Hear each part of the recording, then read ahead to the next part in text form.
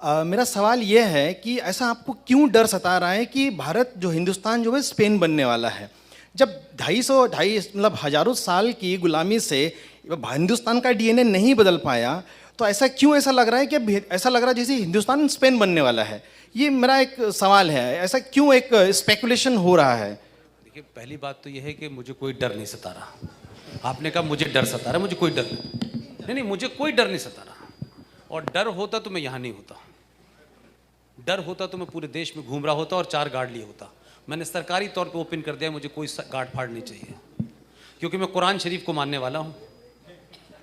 उसमें लिखा हुआ है, उसको ट्रू फॉलो करता हूँ। उसमें लिखा हुआ है कि आपके जाने का वक्त और जगह तय है। वो नागपुर हो, वो अलीगढ़ हो, वो मुझे नहीं पता। जब जाना होगा तो मैं अपनी मर्जी से जाऊंगा, किसी के कहने से नहीं जाऊंगा। एक बात। और मुझे डर नहीं सता रहा है, मैं ये कह रहा हूं कि हमारे देश के अंदर लोग अपनी किताब के माध्यम से जो कर रहे हैं, उसमें इस देश में क्या हो रहा है कि 500 कश्मीर बन गए हैं। आप गए थे मालदा? आप मालदा गए थे कभी? वहां क्या हो रहा है?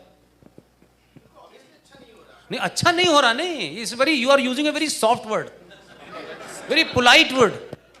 अच्छा नहीं हो रहा। बंगाल में क्या हो रहा है? कहां है इस देश के लिबरल जो बंगाल में जाके कहें कि आप वोट नहीं डालने दे रहे, आप धर्म के नामों को लोगों को रोक रहे हैं? इस देश में 500 कश्मीर बन जाने के बाद कोई नहीं बोलता है भाई। इस देश में अखलाक नाम के एक आदमी को कोई भीड़ के लोग मार देते हैं, इस देश की मेजॉरिटी खड़ी हो जाती है कि यह गलत करा इस आदमी के साथ। अपनी ही लोगों के खिलाफ कंडेम करते हैं। लेकिन आप मुझे बताएं, कोई एक तो मुझे घटना बता दें इस देश में। अंकित को भी मारा, नारंग को भी मारा, कल परसों त्यागी को भी मारा। एक सच्चा मुसलमान पैदा नहीं हुआ यह कहने वाला कि यह गलत हुआ है, हम इसके खिलाफ हैं। किस मक्कारी और झूठ और फरेब की बात आप कर रहे हैं कि मैं डरा हुआ हूं? मैं नहीं डरा हुआ हूं। जो किताब लेके घूम रहे हैं वो डरा रहे हैं, और डराते वो हैं जो खुद डरे हुए होते हैं।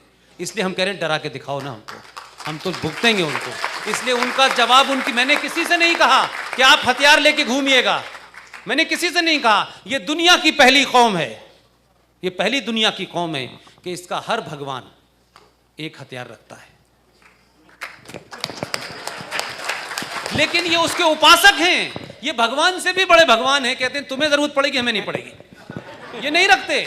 ये गलती से 1% भटक गए, उन्होंने उनका हथियार ले लिया तो बहुत लोगों के हथियार हाथ से बाहर आ जाएंगे। इसलिए मैं कह रहा हूं, ये समाज, ये जो हिंदू समाज है, ये अहिंसक रहे, ये टॉलरेंट रहे।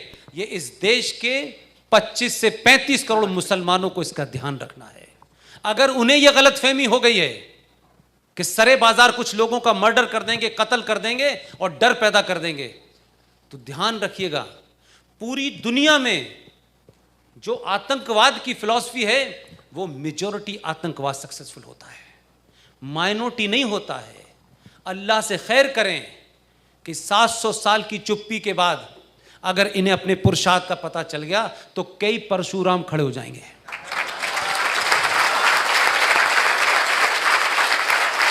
1% भी गलती से भटक गया तो जो टेरर का खेल खेल ले ना, वो लूडो खेलना भूल जाएंगे। इसलिए मैं कहूं, ये मेरी चेतावनी नहीं है, ये मेरी उन मुसलमान भाइयों को मशवरा है कि खेल मत खेलो।